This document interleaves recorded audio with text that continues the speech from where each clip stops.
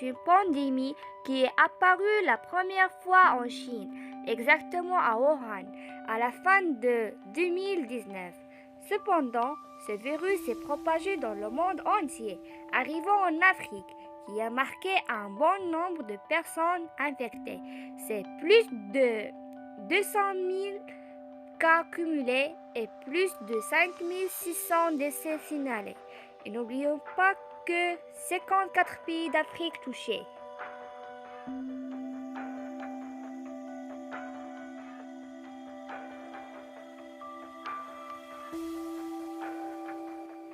Coronavirus Disease 2019 forme une famille de virus variés qui peuvent infecter aussi bien l'homme que l'animal.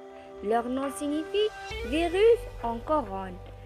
Il existe 4 sous-groupes principaux de coronavirus, appelés alpha, bêta, gamma et delta.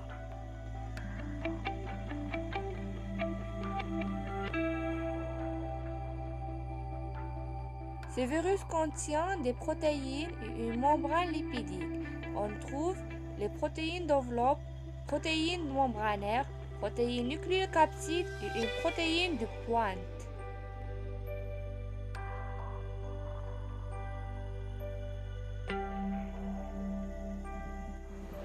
Il convient d'abord de rappeler quels sont les symptômes du Covid-19 les plus fréquents. Les symptômes principaux sont la fièvre, la toux sèche, la fatigue, les maux de la tête, les maux de gorge, les difficultés respiratoires, les expectorations, etc.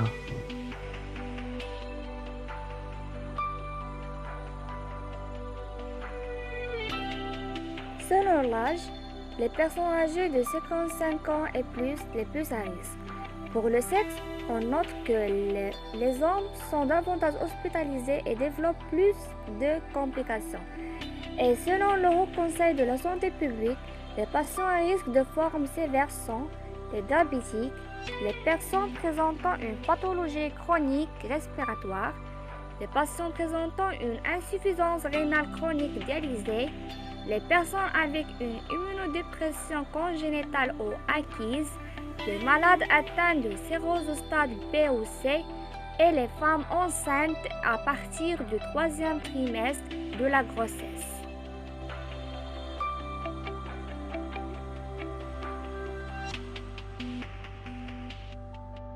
Les scientifiques ont étudié les groupes sanguins de 2173 patients malades du Covid-19, originaires de 3 hôpitaux.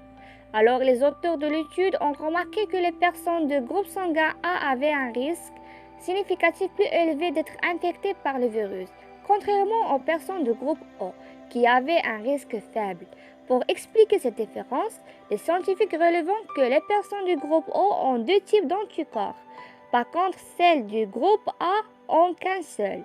Cet anticorps supplémentaire empêcherait alors un virus d'entrer dans la cellule.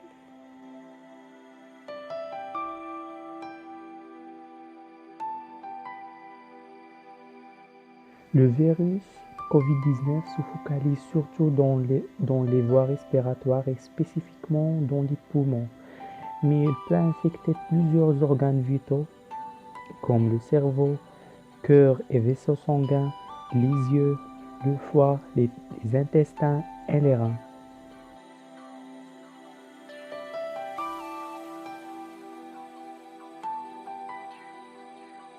Pour faire le diagnostic, on a 2 types de tests. Le test diagnostique virologique et le test sérologique. Alors le test virologique, son principe, c'est détecter la présence du virus. Et son objectif, c'est casser la chaîne de transmission en isolant l'individu.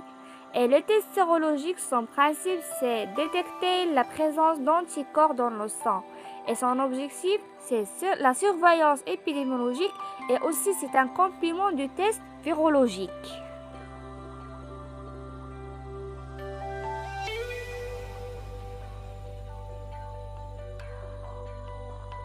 Passons maintenant à l'utilité de l'imagerie médicale pour le diagnostic de Covid-19. Donc pour la radiographie thoracique n'est pas indiquée, mais il faut réaliser un examen TDM.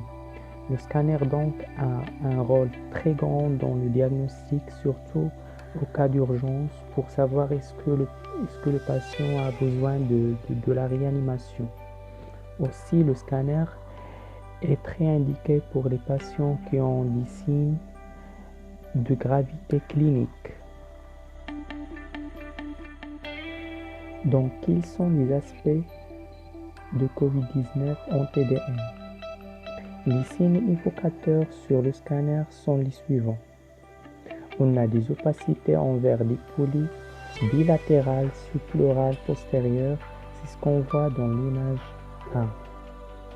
Un aspect mosaïque associé à des épaississements intra- et interlobulaires, image 2. Des condensations parenchymateuses de forme linéaire, image 3. Des zones lésionnelles, c'est ce qu'on voit dans l'image 4.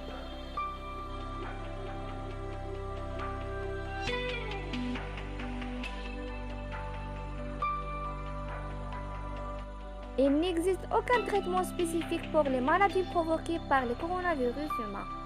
Les traitements sont symptomatiques. C'est juste prendre des médicaments contre la douleur et la fièvre. Mais en ce dernier, des recherches médicales sur la chloroquine démontrent l'efficacité de ce médicament dans le traitement du coronavirus. Pour les vaccins, il n'existe actuellement aucun vaccin disponible pour se protéger contre l'infection par ce virus. Toutefois, les scientifiques de l'Institut Pasteur multiplient les initiatives pour trouver un vaccin.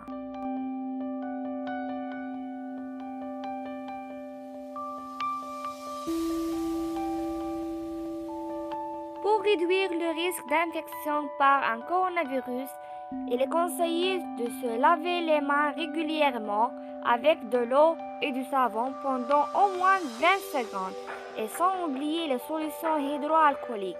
Évitez de toucher les yeux, le nez et la bouche.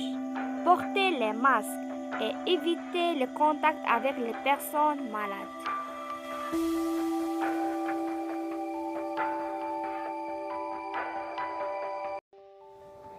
La pandémie Covid-19 se développe officiellement depuis le 2 mars 2020. Durant la première semaine, le Maroc a mis en place plusieurs mesures pour contenir la propagation. Et parmi ces mesures, la fermeture des écoles et des universités, une forte mobilisation pour réussir l'enseignement à distance, la fermeture des espaces publics, l'usage du masque de protection lors d'un déplacement, le prolongement de l'état d'urgence sanitaire, non seulement des opérations de solidarité par le tissu associatif national.